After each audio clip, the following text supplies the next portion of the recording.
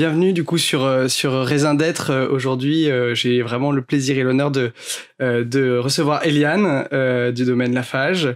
Alors juste en petite introduction, c'est très drôle parce qu'en fait moi j'ai connu les vins du domaine Laffage quand j'étais agent commercial à Lyon. On n'avait pas forcément parlé, mais ça fait déjà quelques temps. Donc je trouve ça encore plus sympa de te recevoir aujourd'hui. Merci d'être là, c'est vraiment un plaisir. Est-ce que je peux te demander de commencer par te présenter tout simplement? Donc bonjour Nicolas, merci de m'accueillir. Je suis Eliane Laffage, donc moi je suis œnologue et je suis copropriétaire du domaine Laffage situé à Perpignan dans le Roussillon. Voilà. Donc pour me présenter, donc j'ai fait des études d'œnologie à Montpellier. Il y a quelques années. Alors attends, juste avant de commencer sur ton parcours, peut-être est-ce qu'on peut prendre vraiment, on va dire, le balbutiement, c'est-à-dire, est-ce que tu peux nous dire d'où vient cette passion? Enfin, un diplôme d'œnologie, généralement, c'est qu'on a la passion. Est-ce que tu peux commencer peut-être par ça? Comment ça t'est venu? Est-ce que c'est un héritage? Est-ce que c'est... Alors, moi, je suis originaire de Montpellier et c'est vrai qu'on était entouré de vignes, de caves coopératives dans chaque village et j'avais quand même l'habitude petite d'aller voir ma grand-mère et chaque année sur les vendanges d'aller voir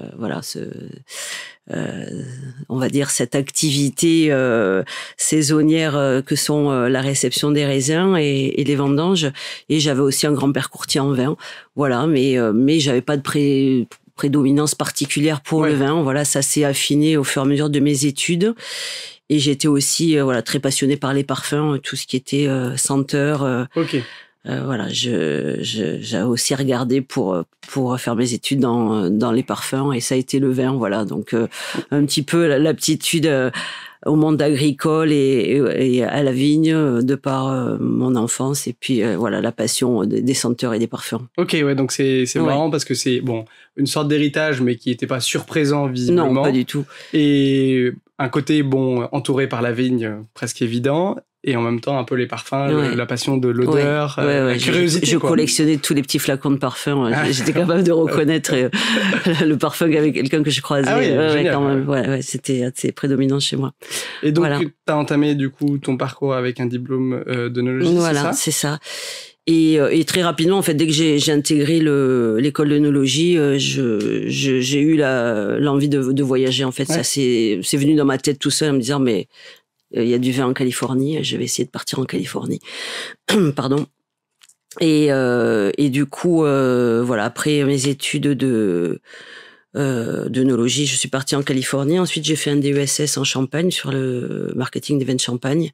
Ok, d'accord. Et ensuite, j'ai travaillé avec un Australien et du coup, j'ai eu l'opportunité de partir en Australie.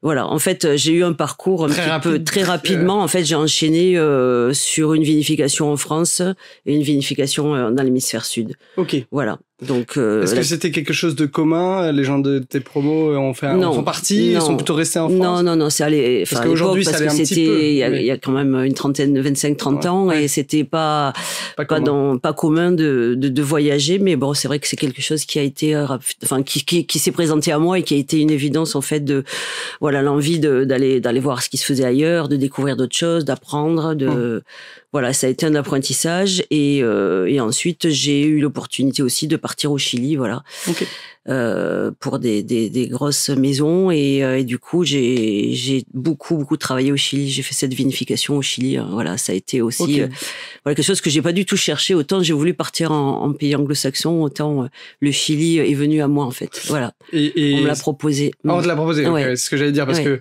on part par opportunité ou par envie. C'était souvent l'envie qui dominait ou... Ah, mais c'était l'envie, et puis ensuite j'avais postulé, en fait, pour un travail en France, et la personne m'a dit, écoute, je peux te proposer là 3 mois au Chili, je suis consultant. 3 mois? Ouais, là je suis partie 3 mois.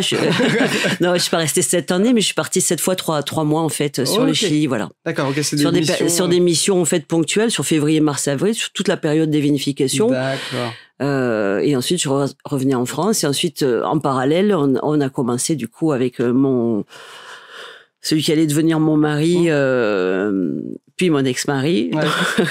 Voilà, je précise, mais avec qui je travaille toujours, mon associé, on a commencé à reprendre les vignes de Laffage, en fait, de sa famille. et de faire les premiers vins. Donc en fait, on est parti de zéro quasiment et donc on faisait les vinifications en France et ensuite on partait sur l'étranger. Voilà. Et ça a duré quelques années jusqu'à ce que le domaine grandisse, jusqu'à ce que j'ai des enfants qui font que voilà, l'aventure s'est arrêtée et puis l'envie était moins présente en fait et puis le domaine a pris de l'ampleur, donc on s'est consacré 100% au domaine. Ok. Voilà. Et donc bon, c'est un parcours qui est assez dynamique quand même. Oui. T'as fait pas mal d'expériences. Oui. Est-ce que ces expériences t'ont aidé aujourd'hui et t'aident encore sur des méthodes de vinification, je sais pas, ou est-ce que c'est plus de la curiosité qui t'a amené à faire ça Alors oui, je pense que ça m'aide parce que ça a construit ma personnalité aussi. Ouais. Et en fait, c'était vraiment des outils dans la boîte à outils, c'est-à-dire qu'il y avait, il y a tout ce que j'ai pu apprendre en fait avec des gens qui pensaient différemment de ce qu'on pouvait penser en fait dans le monde du vin il y a 30 ans. C'est-à-dire que comment on veut arriver à tel produit, donc qu'est-ce qu'on va mettre en œuvre pour l'obtenir en fait. C'est pas juste tiens, on a des raisins, on va les mettre dans une cuve, on va faire du vin et puis on va voir ce que ça donne. Non, c'était comment on peut arriver à ce qu'on a envie de faire avec un objectif. Avec un objectif de je veux un vin qui soit assez frais, très aromatique. Comment je vais pouvoir en fait conserver la qualité du raisin jusqu'au bout en fait. Vraiment donc. Pour moi, c'était aussi une manière différente de ce que j'avais pu voir précédemment.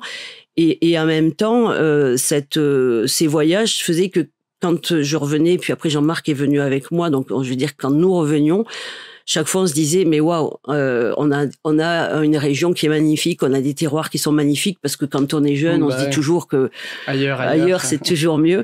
Et donc ailleurs c'était super, mais quand on revenait on se disait mais quand même on a de quoi faire de choses magnifiques. Et donc il y a eu ces choses qu'on a pu apprendre, voir, ouvrir en fait une ouverture d'esprit et en même temps en fait aussi du plus traditionnel que Jean-Marc avait aussi appris de son papa et des générations passées.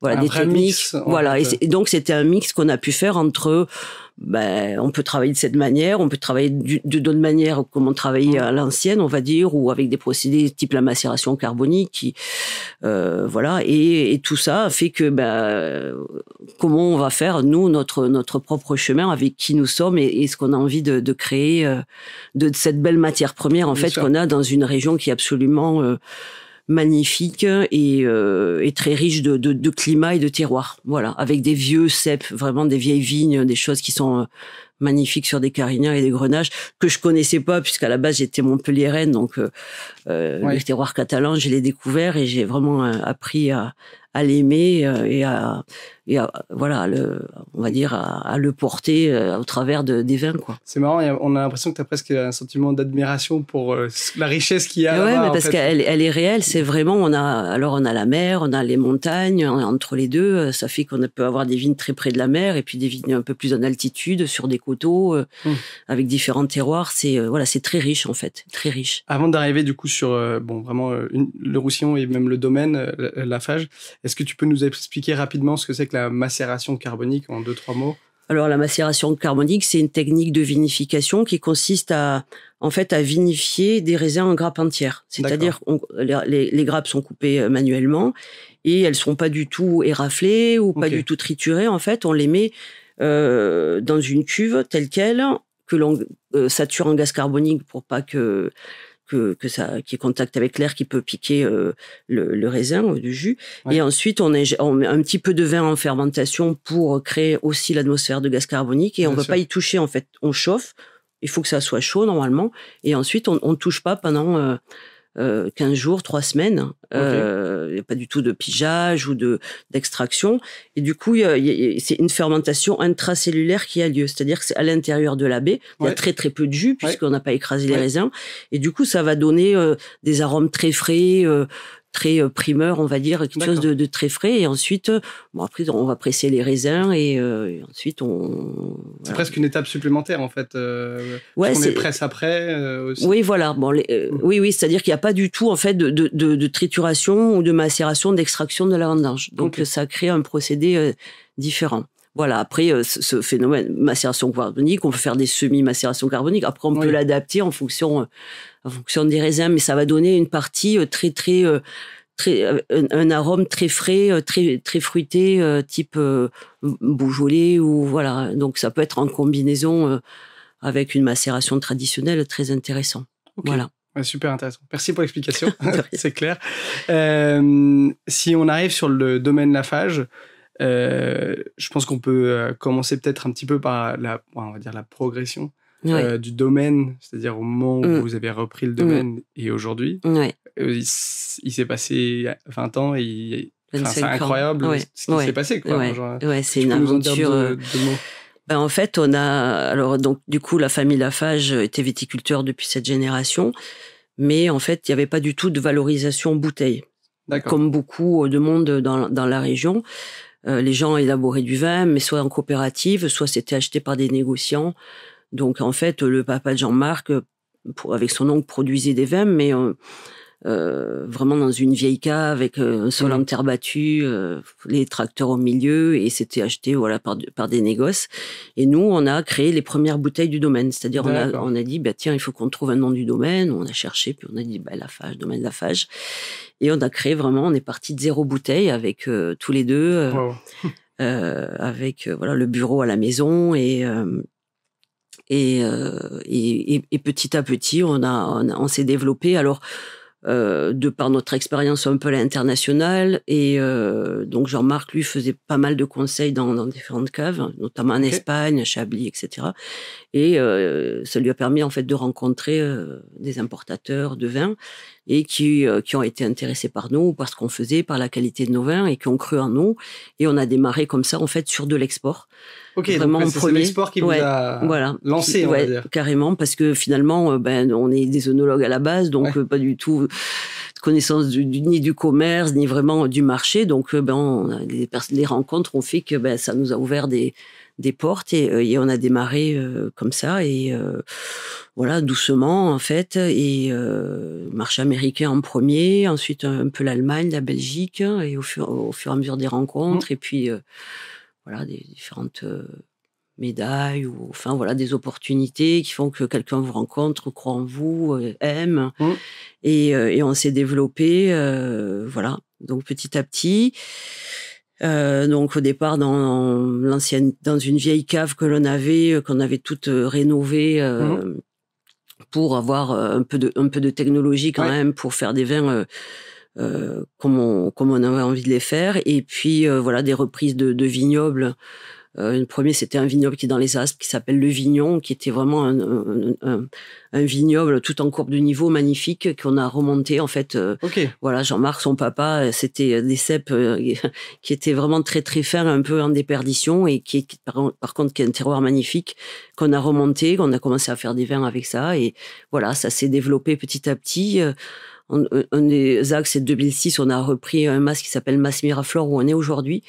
Et qui est un joli cuvée aujourd'hui chez vous. C'est le lieu qui s'appelle Miraflore, et qui a été vraiment aussi le début de notre croissance, avec un lieu où on pouvait commencer à recevoir des acheteurs, des clients, des journalistes. Et puis ça changeait du petit bureau dans la maison. Voilà, c'était un peu ça, quoi. Et de la cave où on avait beaucoup de mal à recevoir des gens, et voilà. Donc, grosse étape en 2006, du coup. Et maintenant, depuis, si on prend des comparatifs, quand vous avez repris le domaine, ça faisait quoi en termes d'hectares, etc. On avait une 30aine d'hectares. Et aujourd'hui ? Aujourd'hui, on en a à peu près 10 fois plus. Ouais, donc une belle progression. Une jolie progression. C'est incroyable. Voilà, alors c'est vrai qu'on a beaucoup de terroirs différents, en fait. On a vraiment des poules de vignes un peu dans différents endroits du Roussillon, où justement, en fait, ces mêmes cépages dans différents terroirs vont donner des profils de vins très différents. Voilà. Donc ça, c'est aussi une approche, on va dire, assez... tu disais, vous mélangez tradition et côté novateur.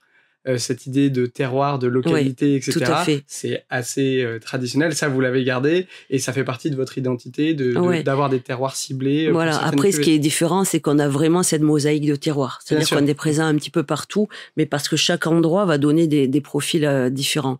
Après, nous, on est basé vraiment la cave et les chais sont près de la mer, donc on a vraiment tout un terroir essentiellement de blanc, de par en fait la fraîcheur des entrées maritimes qui refroidit un petit peu le terroir et plus propice en fait à la culture des raisins blancs.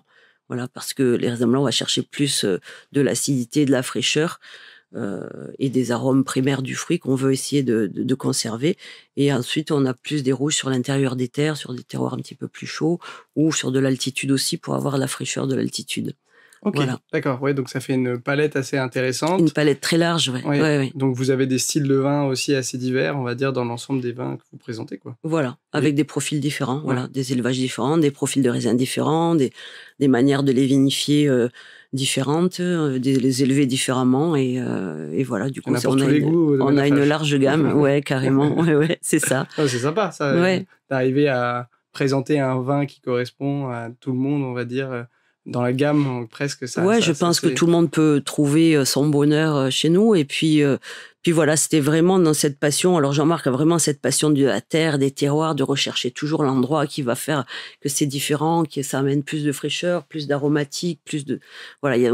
Et donc comme on a quand même toujours cette envie de créer, de chercher des nouvelles choses, de vinifier différemment, voilà, de curiosité qui fait qu'on a toujours, on a souvent, ça c'est super, et si on en faisait une cuvée différente, et puis mais ça c'est génial, c'est profils différents, donc on va. Il y a une découverte infinie, quoi, un petit peu. Je pense. Toujours en train d'apprendre un petit peu. C'est ça.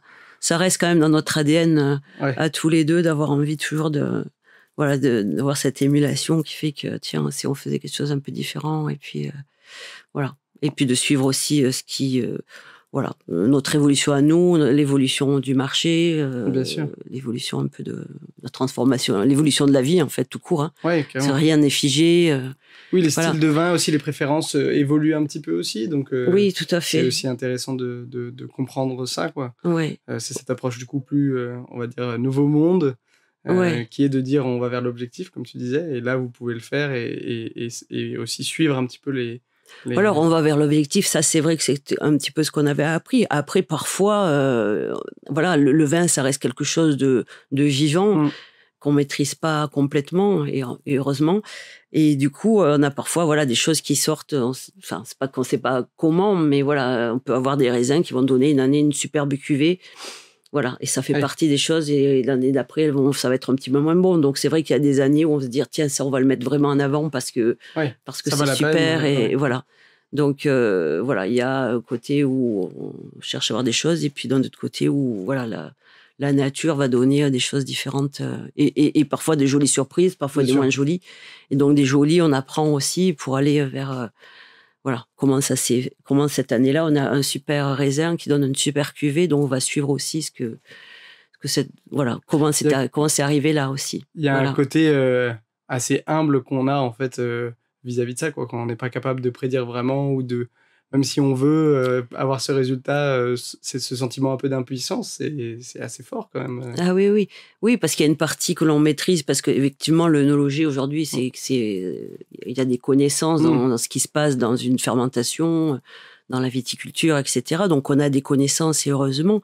Mais après, il y a toute une partie créatrice, une partie qu'on ne maîtrise pas, quoi. Voilà, on a beau se dire, tiens, cette année, moi j'avais des années où j'avais une cuve qui était magnifique, superbe. Comment je fais pour reproduire ça? L'année dernière, c'était pas comme ça, donc on essaye de tout dire, tiens, j'ai fait ça, ou ça s'est passé comme ça, et puis l'année d'après, c'est pas du tout la même. Donc voilà, il y a encore toute cette partie qui fait partie de l'inconnu, et qui rend le vin passionnant.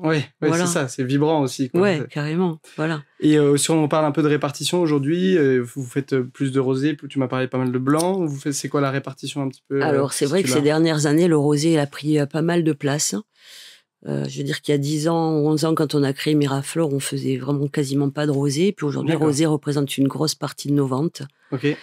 Donc le rosé, ça doit faire 25%, 30% quand même. Ok, d'accord.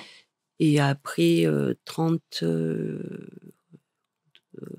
40 rouges et 30 blancs. Ok, d'accord. Ok. C'est bon, ça fait 100%. Non, ok, d'accord. Bon, intéressant. C'est marrant de voir. C'est rare qu'il y ait une répartition quasi égale entre blanc, rouge, rosé, en fait, dans les domaines, quand on pose la question. Il y a souvent un axe où on dit il y a beaucoup plus de rouge, ou beaucoup plus de blanc, ou beaucoup plus de rosé. C'est chouette, je trouve, d'avoir une vraie représentation, et ça doit être assez intéressant pour vous aussi. Ouais, carrément. Ouais. Mais c'est vrai que le rosé a vraiment progressé. Et aujourd'hui, c'est vrai que malgré tout, voilà, je t'ai parlé de Miraflore tout à l'heure. Le rosé s'appelle Miraflore, et c'est vrai que c'est un nom qui est resté parce que les gens nous connaissent beaucoup avec le rosé. D'accord. Voilà, qui en fait représente la plus grosse de nos ventes en fait, sur un produit. Ok. La plus grosse référence. Ok, c'est super intéressant. Et si justement, on a un peu cette envie de toujours démocratiser un peu, comment est-ce qu'on fait aujourd'hui du vin rosé? Est-ce que tu peux nous expliquer plus ou moins le process? Alors, le vin rosé, il se fait à base de raisin rouge. Ouais. Dans un raisin rouge, il n'y a que la peau qui soit rouge. En fait, la pulpe à l'intérieur est blanche. Okay. D'accord? Donc, en fait, le raisin rosé, il va être obtenu par un léger pressurage, en fait, ou une légère macération de la pulpe, du jus, en fait, avec la peau. D'accord. C'est-à-dire que si on presse directement un raisin rouge, tout dépend s'il est très rouge ou pas rouge, mais en fait, on va obtenir un jus blanc. Oui. C'est vraiment, tu prends une grappe rouge, tu la presses comme ça, ton premier jus, il est blanc. Oui. Ou très, très coloré. Si tu presses ta grappe de raisin rouge, que tu la laisses dans un saladier, plus tu vas la laisser, donc la peau, en contact avec le jus qui sera sorti, plus ça va prendre de la couleur, en fait. C'est-à-dire que la peau qui est dans la couleur qui est dans la peau se diffuse, en fait, dans le jus. Ouais. Voilà. Donc, c'est comme ça qu'on obtient un jus rosé, un vin rosé. C'est-à-dire qu'on va... Alors, si les raisins est très coloré, ça va très vite. Mais juste le fait de le pressurer, de le macérer un petit peu, va extraire de la couleur. Et comme aujourd'hui, on veut des raisins, des rosés pâles, on va très, très rapidement pressurer les raisins pour avoir peu de couleur. Okay. Voilà. Donc, on va avoir un jus qui est légèrement coloré, rosé, qui va fermenter, qui va garder cette couleur rosée. Okay. Voilà. Et donc, il y a des cépages qui sont naturellement très peu colorés. Nous, on a beaucoup de grenache gris. Donc, gris, on ne dit même pas du grenache. Il y a du grenache noir qui est plus rouge. Il y a des grenaches gris où la peau, elle est grise, en fait, un peu rosée. Donc, la coloration est très faible. Voilà. Donc là, on peut avoir beaucoup de rosé très clair de ce genre de variété de raisin. Super. Voilà. Bon, super intéressant. Très, très clair aussi comme explication. C'est parfait. Si tu le veux bien, on va passer à ce petit jeu des arômes. Donc, il y a 5 petites fioles devant toi. Je te laisse en choisir. On va dire peut-être 2 ou 3. Et ensuite, essayer de deviner plus ou moins ce que c'est. Tous les invités se trompent. Donc, il n'y a absolument aucun problème. Le 29. Ah oui, t'as pas pris le plus simple. Violette? Oui, c'est Violette. Bravo, chapeau. C'est pas le plus simple généralement parce que ce que j'avais entendu dire, c'est que c'est assez discret comme arôme et du coup, les gens ont parfois du mal à le percevoir. Donc, c'est assez drôle. Chapeau. Premier essai, première réussite. Deuxième. Je vais dire framboise. Non, on est sur le registre des fruits, effectivement, mais on n'est pas dans la catégorie des fruits rouges de mémoire. C'est le vin, c'est ça que tu as? Ouais. On est sur les fruits jaunes. Les fruits à noyau même. La pêche? Ouais, c'est la pêche. Ça peut être assez trompeur parfois. Le fait qu'il soit synthétisé aussi, c'est parfois compliqué.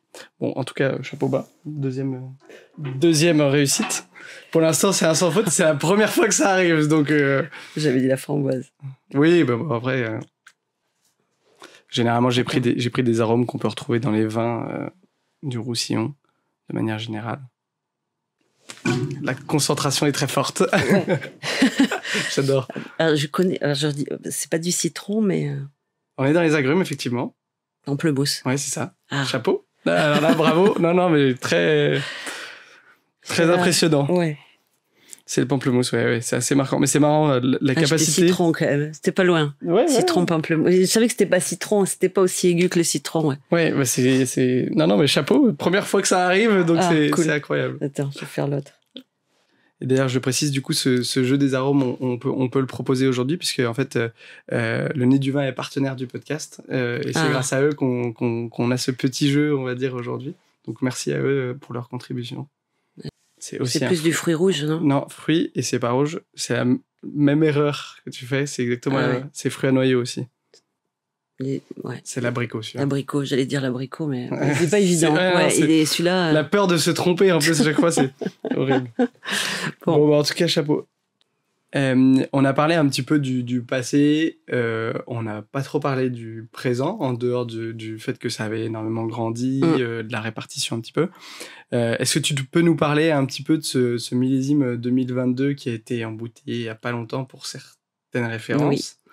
Comment ça s'est passé pour vous?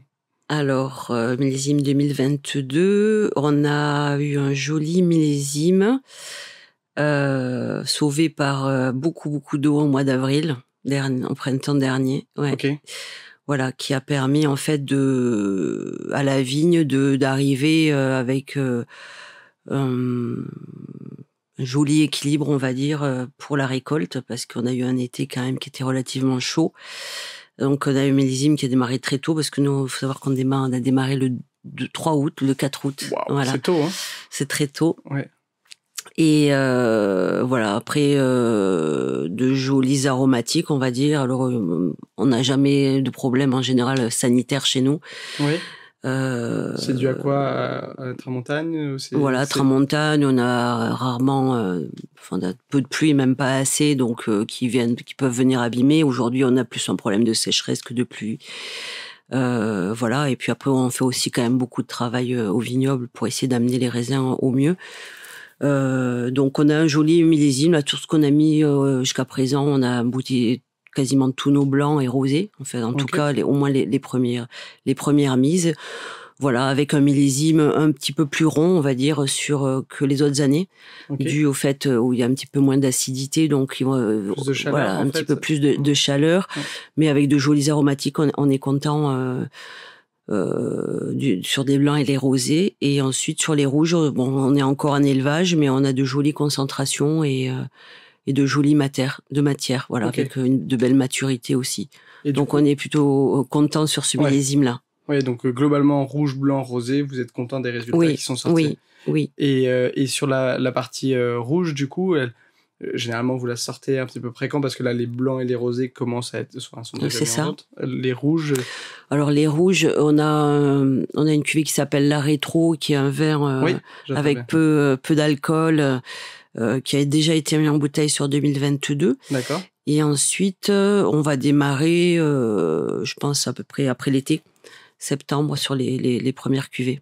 Voilà. Ok, d'accord. Mais après, plutôt fin d'année, voilà, septembre, décembre, on commence à embouteiller les 2022 en fonction des qualités, des durées d'élevage aussi.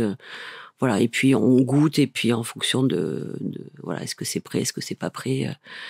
On déguste régulièrement, voilà, tout ce qui est. Bien sûr. Voilà, il y a certaines cuvées où il y a des élevages barriques d'1 an, 2 ans, 3 ans parfois, donc ça sort beaucoup plus tard. Forcément. Voilà, sur des blancs en général, on est quand même très précoce sur les millésimes. Voilà, notamment les rosés où c'est pas un vin de garde. Oui. On cherche beaucoup de l'aromatique, de la fraîcheur, de la buvabilité sur les vins. Ok, super intéressant. Très content du coup de voir que les millésimes se portent bien. Mais comme tu le disais, il y a un certain nombre de défis. Oui. Tu as parlé un petit peu de la sécheresse. Oui. Tout à l'heure, quand on a parlé avant le podcast, tu parlais du fait qu'il ne pleuvait pas depuis très longtemps là, dans la région du Roussillon. C'est son lot de défis, c'est lié au changement climatique. Tu sais que c'est quelque chose qu'on a bien abordé, qui est important pour nous. Oui, bien sûr.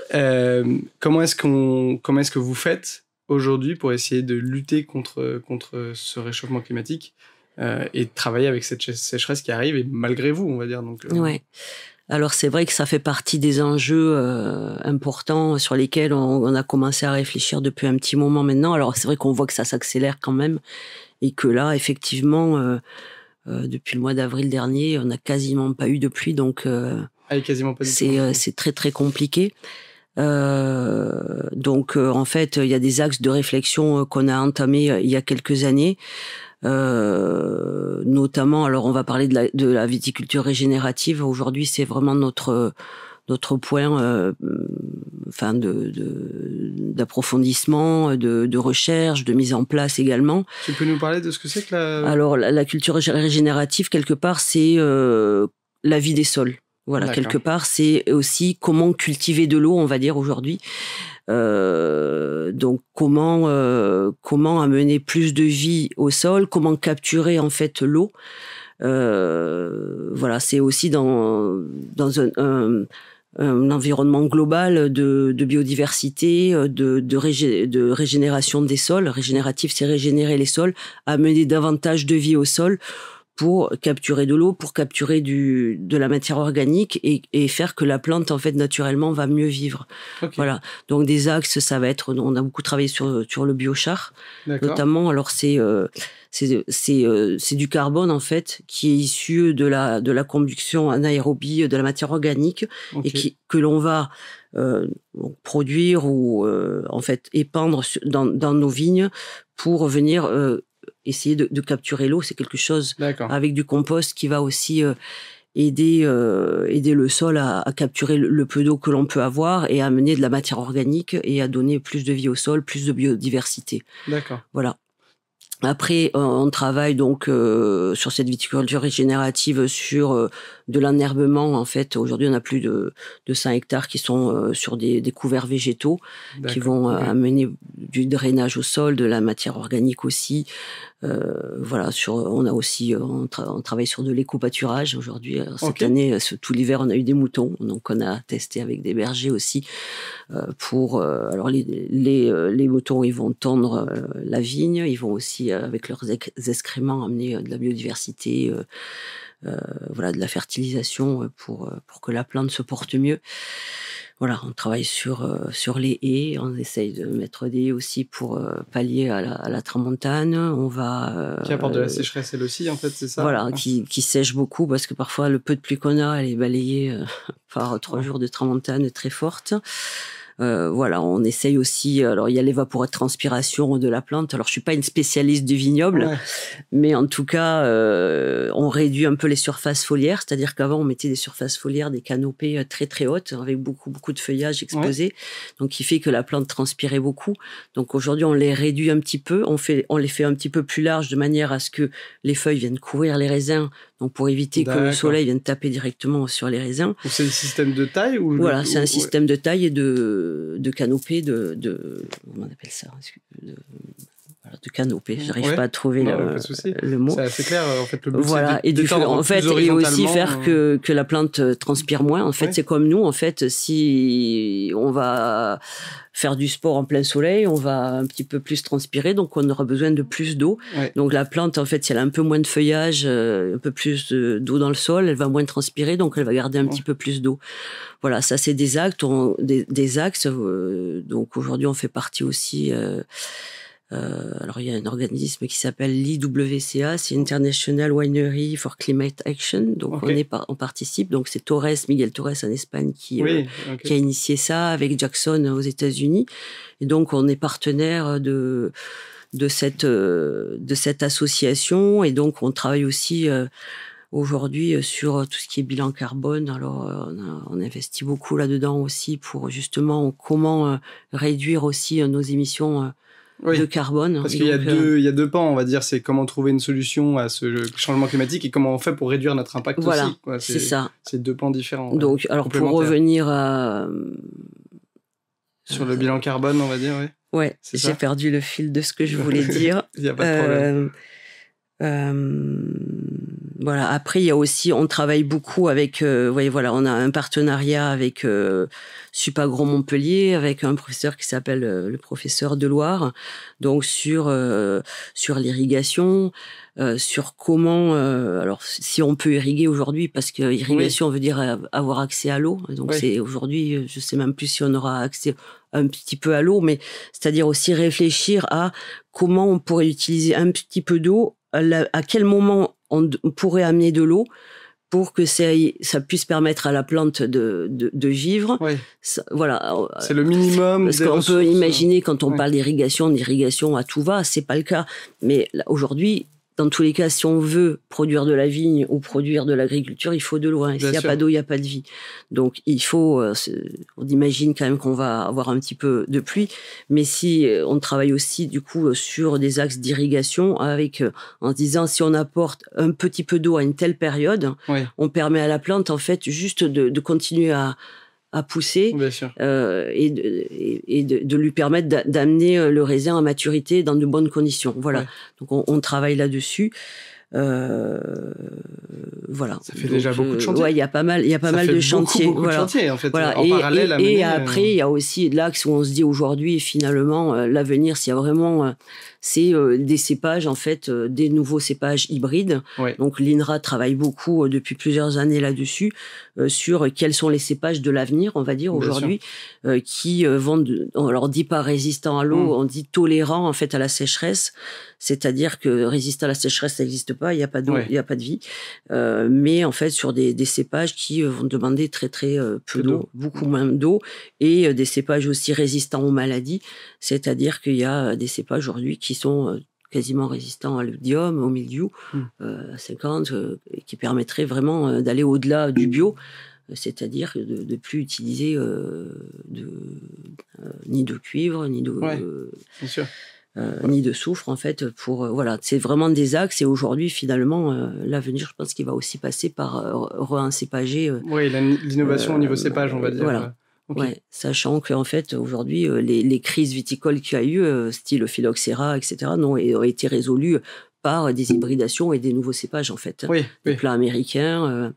Des porte-greffes qui ont permis en fait aujourd'hui à la vigne d'exister toujours. Oui, ça se fait en parallèle de aussi d'autres chantiers qui est l'impact carbone. Toutes ces choses-là. L'impact carbone, on y est vraiment dedans. On a une jeune fille aujourd'hui qui travaille là-dessus. On a une certification qui va arriver sur tout ce travail qui a été fait depuis des mois et des mois. Donc sur avril, donc on travaille vraiment à réduire. Aussi, quels sont les axes de réduction, déjà faire un bilan de ça prend du quel temps est notre impact carbone et comment en fait aujourd'hui on peut le réduire, quoi.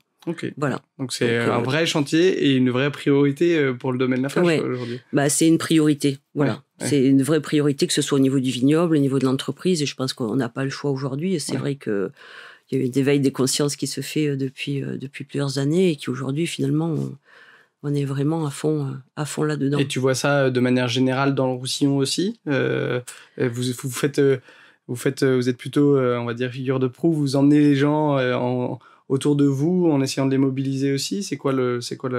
Alors, je ne sais pas si on est figure de proue. Hein, je ne sais pas si on peut dire ça. Après, nous, on est hyper impliqués dedans. Donc, en fait, on peut communiquer dessus sur des personnes qui sont intéressées aussi sur... voir comment on travaille avec l'INRA, avec Supagro Montpellier, des résultats. Enfin voilà, nous on n'a aucun souci à publier ça. Et puis après, voilà, il y a beaucoup d'échanges en fait. On communique bien sûr dessus. Il y a beaucoup d'échanges de toute façon. Forcément, étant donné aussi on va dire le poids que vous avez dans la région, ça reste un domaine qui a de l'importance, le domaine Lafarge, donc il y a aussi, je suppose, une implication régionale importante. Tout à fait. Super. C'est passionnant en tout cas de voir l'énergie, enfin on sent le nombre de chantiers, ça doit être un casse-tête, mais c'est aussi une priorité. Donc, mais alors c'est vrai que voilà, moi je suis pas une spécialiste de la viticulture, mais en tout cas on a chez nous 2 ingénieurs agro déjà qui travaillent beaucoup là-dessus, dont un qui travaille beaucoup sur le biochar. Parce qu'on a des super résultats aujourd'hui, donc c'est vraiment quelque chose qui va capter le carbone déjà, donc ça avec les couverts végétaux, et qui va capturer l'eau pour la redistribuer petit à petit, quoi. Voilà, plus moins compacter les sols, vraiment c'est redonner aussi de la vie au sol pour que les choses que la plante puisse pousser de manière et ce dont on parle pas trop là, c'est que on parle juste de mise en place un petit peu, mais c'est énormément de changements aussi. Très rapide. Il faut conduire très rapidement qui ont de l'impact un peu sur toutes les étapes des cycles de la vigne, des récoltes, etc. Donc c'est c'est un vrai chantier incroyable au sein du vignoble, quoi. Ça. Oui, et puis c'est vrai que en fait, j'ai acheté Le Point là il y a la semaine dernière où je sais plus, il y avait un dossier spécial eau et le début de l'article c'était dans les Pyrénées-Orientales. En fait, il y a tout un chapitre parce qu'on est vraiment en grosse sécheresse, quoi. Ouais. Et c'est vraiment quelque chose qui nous préoccupe beaucoup. Ouais, voilà, j'imagine. parce que la vigne est résiliente, la vigne est un bon malade, mais elle a quand même besoin d'eau à un moment pour pouvoir pousser. Ouais, bien sûr. Voilà. Donc, principal sujet, on va dire, la sécheresse, et après, le nombre de solutions est exploré et immense, quoi, on va dire. Voilà. Super intéressant. Merci pour toutes ces explications, c'était super clair. Si on passe maintenant un peu au deuxième sujet, un petit peu, qui est... c'est un petit peu lié, hein, c'est la jeunesse, etc., parce que c'est souvent des sujets qui leur sont sensibles. C'est aussi important pour nous. Comment est-ce qu'aujourd'hui, auprès du domaine Lafarge, pour le domaine Lafarge, on fait pour s'adresser un petit peu à cette population jeune? La part de rosé et de blanc et de consommation chez les jeunes étant assez élevée, je suppose que il y a une question d'intérêt pour ce genre de vin, mais est-ce que vous faites en sorte de communiquer particulièrement sur ces cibles-là, ou comment est-ce que vous... Alors, c'est vrai qu'on a vu quand même avec les rosés, depuis quelques années, en fait, un public jeune aller sur ces rosés, en fait, nous, on est près de la mer, on voit quand même un intérêt des jeunes sur des vins, on va dire, peut-être un petit peu plus faciles, un petit peu moins traditionnels que le vin rouge, je sais pas... le vin rouge où on se dit il faut que je le déguster, les tanins, etc. C'est peut-être un univers plus compliqué. Je veux dire que sur un rosé, c'est pas... on l'intellectualise peut-être moins, c'est ça? Peut-être, voilà. Mais c'est vrai il y a eu avec les blancs et les rosés, me semble-t-il. Après, c'est juste ma perception, mais un attrait particulier des jeunes, alors sur des vins qui vont boire à l'apéritif, qui vont boire au repas. Donc moi je vois quand même pas mal de jeunes s'intéresser aussi au vin. Oui.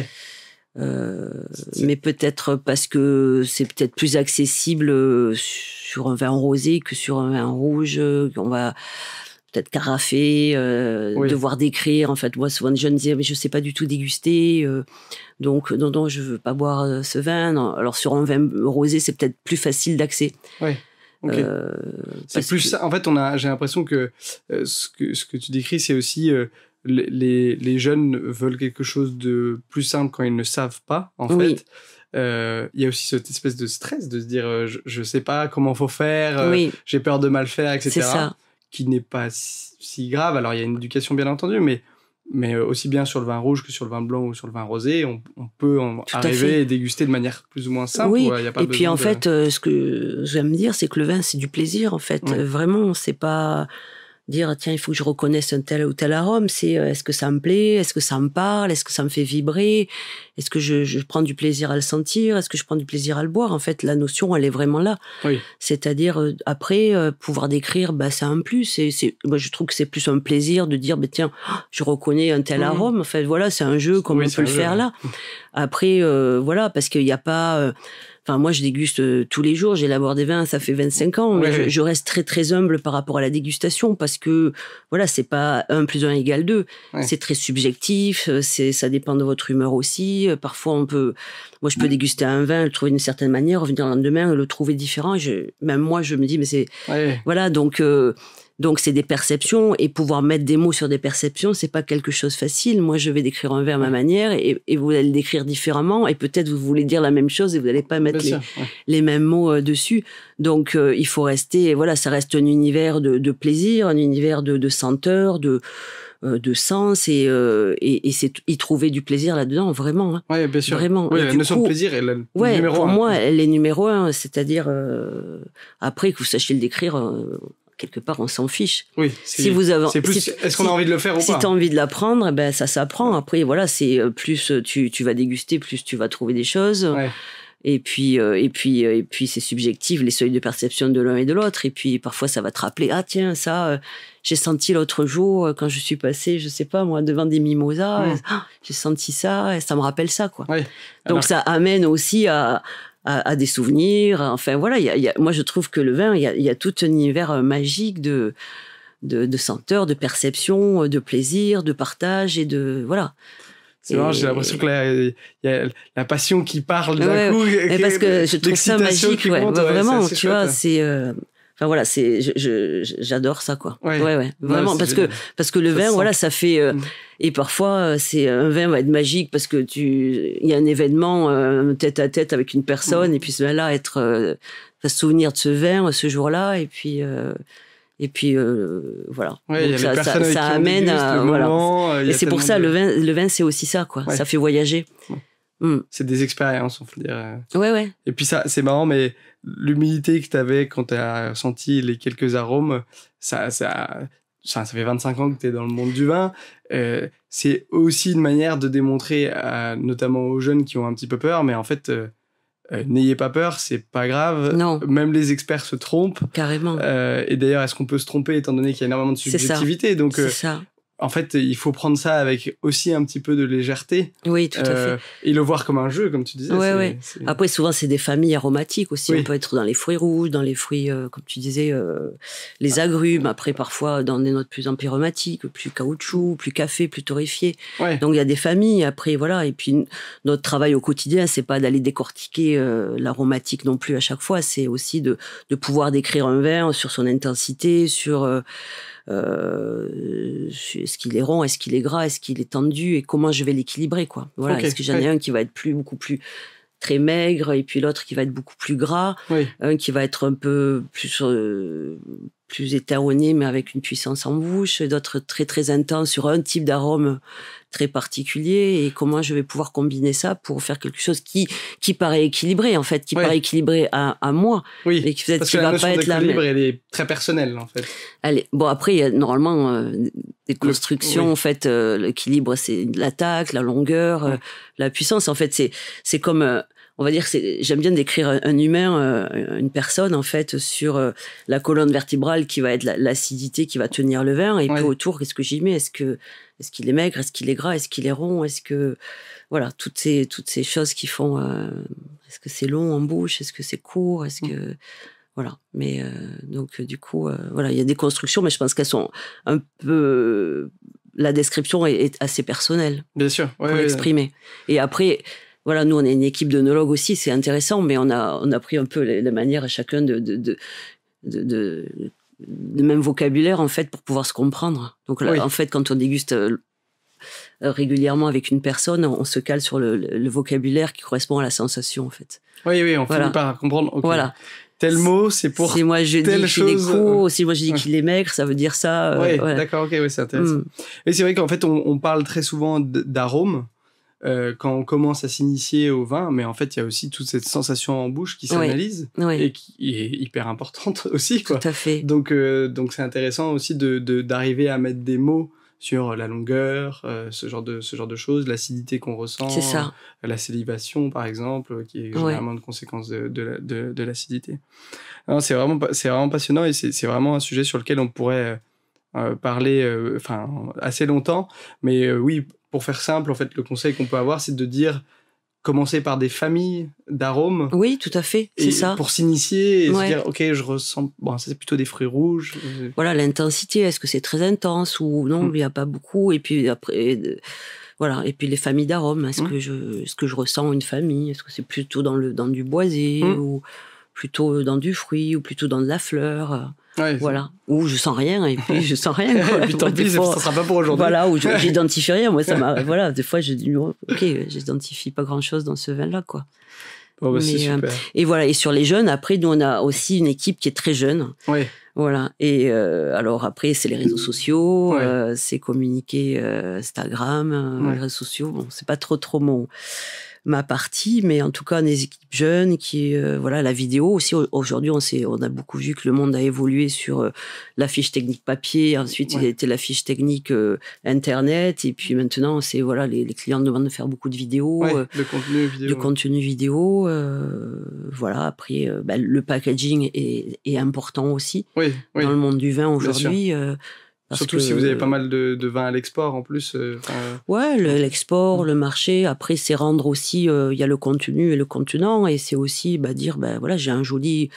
D'abord, on travaille le contenu, d'abord, on travaille le vin. Et ensuite, comment on peut aussi on se fait aussi plaisir à trouver des jolis packaging, en tout cas qui nous plaisent, qui soient dans l'élégance. Voilà, on a aussi une équipe qui est pas mal féminine, donc on a des aspirations féminines, pas mal. Et voilà, et comment on peut, voilà, se laisser inspirer aussi, créer des nouveaux packaging, les faire évoluer aussi. Bien sûr. Parce que voilà, malgré tout, le monde demande tout le temps aussi de la nouveauté, des choses qui changent, ça, et puis tout bouge très vite, donc voilà, Miraflore, on le décline chaque année avec des fleurs. Et ça, c'était parti de la directrice marketing et moi, on s'était dit, tiens, si on crée quelque chose, Miraflore, les fleurs, le sud, la mer, on a envie de... Voilà, sur des choses très aromatiques de créer. Puis voilà, chaque année... C'est une manière aussi d'exprimer un petit peu ce qu'il y a dans la bouteille parfois. Ouais, aussi. Donc voilà, ça fait partie du tout, quoi. Ouais. Et ça fait partie de l'histoire. C'est vrai que, en fait, autant prendre aussi du plaisir visuel. Bah oui, moi je trouve. C'est quelque chose de carrément. Plus, quoi. Ouais, si on peut le faire. C'est sûr, c'est carrément. Quand on prend du plaisir à bien s'habiller parfois, voilà, avoir envie de se faire... Ouais, de prendre une bouteille jolie. Voilà, c'est forcément, ça fait partie des choses. Écoute, c'est super intéressant. On va passer sur ce qu'on appelle la minute vérité qui dure toujours plus d'une minute. Je te pose des questions très courtes. Soit c'est un choix entre deux options, soit c'est une réponse courte qui est attendue. Ok. Alors, t'es prête? T'as un joker. T'as aussi le droit de ne pas répondre à une question. Il n'y a pas de gros piège. Gros piège, pardon. Blanc ou rosé? Blanc. États-Unis ou Chili? Chili. Petite attache au final des 7 ans. Vinifier en famille ou déguster en famille? Déguster en famille. Déguster. Le plaisir, plaisir de la dégustation. La vigne ou la dégustation, du coup? Alors, moi, je déguste, donc j'aime déguster. Par contre, la vigne est passionnante dans sa richesse et tous les paramètres qui rentrent en jeu en fait pour amener de bons raisins. Voilà, parce que faire du bon vin, c'est 80% de raisins. Hein. Et il y a tellement de paramètres qui rentrent en jeu et tellement de leviers et puis voilà tout ce qu'on peut travailler. Donc la dégustation, mais pas de désintérêt pour la dégustation, c'est ce que je connais le mieux quand même. Ton plus beau souvenir œnologique? Oh, j'en ai beaucoup. Le plus récent alors, si tu veux. Le plus joli, je veux dire, c'est quand j'amenais ma fille toute jeune préparer des levures avec moi dans la cave et qu'elle mettait les mains dans les levures et qu'elle était... elle s'en souvient, donc je sais pas quel âge elle avait, 7-8 ans. Voilà. Génial. Petite question, le système d'appellation est-il désuet aujourd'hui? Ça c'est une large question. Ouais. Rapidement, oui, non, peut-être. Peut-être. Peut-être, ok. En tout cas, il y a à remettre peut-être en question, on dirait. Oui, sur certains points, il y a des choses à remettre en question. Après, on a un joli système en France quand même qui est très qualitatif. Peut-être il y a des évolutions à entre mettre, modernité et tradition. Ouais, comme le domaine. C'est ça. Des vignes Lafarge à l'étranger demain? Pas pour le moment. Pas pour le moment. Tradition ou modernité? On essaie de mettre du tranchant un petit peu. Tradition, modernité. Modernité, modernité, ok. Ta cuvée coup de cœur du domaine Lafarge? Est-ce que tu as un chouchou? Léa et Nicolas. Oui, donc les deux enfants. Ouais, les cuvées qui sont les noms de tes enfants. Les meilleurs accords mets et vins avec cette bouteille, du coup. Enfin, ces bouteilles. En tout cas, les bons accords que tu as peut-être fait, les bons souvenirs autour de ces... Des jolies pièces de bœuf, style côte de bœuf, ou des tournes d'eau sur ça. Après, les plats un peu typiques catalans. Alors, on a des plats qui s'appellent des bols de picoulades, qui sont qui peuvent bien se marier avec ces vins-là, pour être un peu chauvin. Bon, il est plus de 20h, en train de tourner ce podcast, on commence à avoir faim déjà. Le meilleur conseil que tu as reçu dans le monde du vin? Celui qui t'a le plus marqué? On mène les gens en introspection chez Vinny Davy. Le meilleur conseil? De suivre mon cœur ou mon instinct dans ce que j'avais envie de faire. Et donc aujourd'hui, c'est ce que tu as fait? Ouais, j'essaye. Oui, il y a des contraintes forcément, mais ok, super. Et la rencontre qui a changé ta vie dans le monde du vin? La personne qui a marqué ton parcours, peut-être? Jean-Marc Lafage, mon associé. Oui, bien sûr, forcément. Oui, parce que ça a amené encore plus la tâche au Roussillon. Oui, après, parce qu'on a créé tous les deux le domaine et... Tu te serais peut-être pas installé dans le Roussillon aussi, non, en fait. Non, j'aurais pas fait... Oui, forcément. Ouais. Donc c'est vrai que c'est... voilà, on va dire qu'on est un duo de passionnés et on a chacun amené notre pierre à l'édifice. Enfin, peut-être un œnologue chilien avec qui j'ai beaucoup travaillé. Aussi, ouais. Qui était un très très bon œnologue passionné, voilà, qui m'a amené pas mal de choses. Ouais, génial. Ouais. Okay. C'est cool. Je peux pas le citer si vous voulez, mais... non, mais c'est libre de le citer si tu veux. Oui, il s'appelle André Silabaca et voilà. Et du coup, tu es encore en contact avec lui? Oui, oui. Okay. Oui. On a longtemps essayé de le faire venir vinifier avec nous, mais il a jamais fait. Mais il est bien au Chili, c'est ça? Ouais, il est bien au Chili. Mais bon, je sais qu'il travaille aussi en Europe, donc voilà, okay. C'est un vrai... quelqu'un d'une très très grande pointure, voilà, qui nous a conseillé quelquefois, oui. Mais génial. Pas mal. Et enfin, petite question signature aujourd'hui. Le podcast s'appelle Raisin d'être. Oui. C'est quoi ta raison d'être aujourd'hui au sein du domaine Lafage dans le monde du vin de manière générale? Ma raison d'être,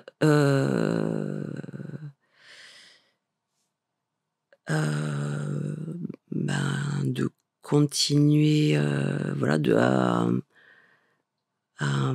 la jolie aventure qu'on a créée, et peut-être de la transmettre à mes enfants s'ils ont envie de revenir, voilà.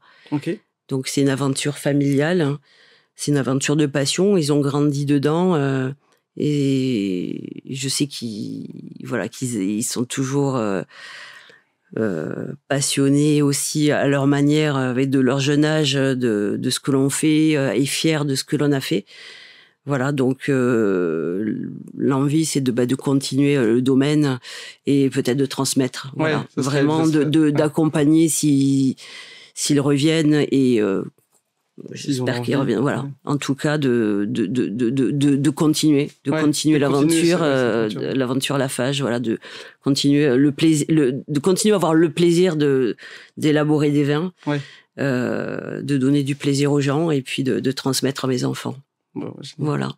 Bah, écoute, je te remercie, Eliane. C'était un super moment qu'on a passé. Merci, Nicolas. Je suis très très content aussi de voir cette passion qui a transpiré, on va dire, sur le podcast. Merci pour ton temps et puis bonne soirée.